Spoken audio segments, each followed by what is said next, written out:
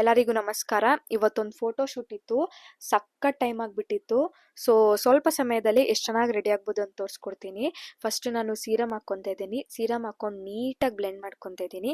ಅದಾದಮೇಲೆ ಅದೇ ಥರ ಮಾಯ್ಶ್ಚರೈಸರ್ ತೊಗೊಂಡೆ.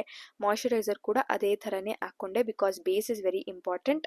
ಅದಾದಮೇಲೆ ನಾನು ಕನ್ಸಿಲರ್ ತೊಗೊಂಡು ಐಗೆ ಅಪ್ಲೈ ಮಾಡ್ತಿದ್ದೆ. ಸನ್ಸ್ಕ್ರೀನ್ ಸ್ಕಿಪ್ ಮಾಡಿದೆ ಬಿಕಾಸ್ ಅದು ಈವ್ನಿಂಗ್ ಆಗಿತ್ತು, ಮತ್ತು ನಾನು ಯೂಸ್ ಮಾಡೋ ಬ್ರ್ಯಾಂಡ್ ಸ್ವಲ್ಪ ಸ್ಟಿಕ್ಕಿ.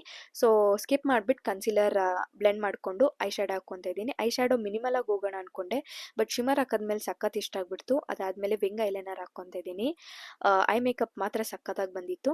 ಅದಾದಮೇಲೆ ಐಬ್ರೋನ ಕೂಮ್ ಮಾಡ್ಕೊತಾ ಇದ್ದೀನಿ. ಐಬ್ರೋ ಮೇಲೆ ಜಾಸ್ತಿ ವರ್ಕ್ ಮಾಡೋಕೆ ಹೋಗಿಲ್ಲ, ಯಾಕಂದರೆ I have a thick eyebrows. ಅದಾದಮೇಲೆ ಫೌಂಡೇಶನ್ ಹಾಕ್ಕೊಂಡು ಬ್ಲೆಂಡ್ ಮಾಡ್ಕೊಂಡು ಕಾಂಪ್ಯಾಕ್ಟ್ ಹಾಕ್ಕೊಂಡೆ. ಅದಾದಮೇಲೆ ಕಾಜಲ್ ಹಾಕ್ಕೊತಾ ಇದ್ದೀನಿ.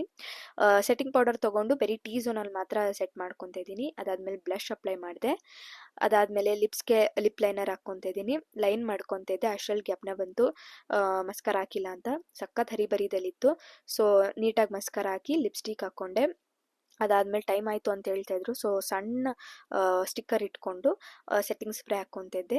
ಸೆಟ್ಟಿಂಗ್ ಸ್ಪ್ರೇ ಹಾಕಾದ್ಮೇಲೆ ಈ ಥರ ಇತ್ತು. ಫೈನಲ್ ಲುಕ್ ಈ ಥರ ಇದೆ. ಹೇಗಿದೆ ಅಂತ ಕಮೆಂಟ್ ಮಾಡಿ. ಓಕೆ, ಬಾಯ್.